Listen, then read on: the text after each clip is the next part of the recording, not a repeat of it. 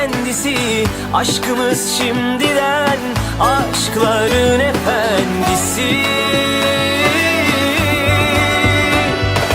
Maşallah diyelim, nazarlar değmesin, ilan ettim.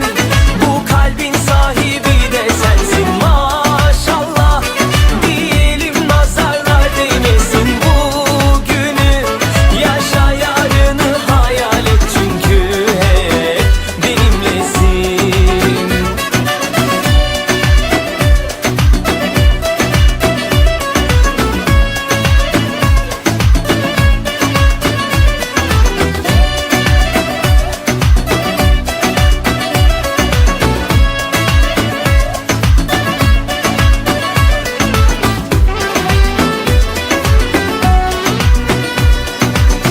Ne kadar güzelsin, doyamam bakmalara. Sen benim her şeyimsin, sığdıramam sayfalara. Yaz yaz, kalemim tükenir.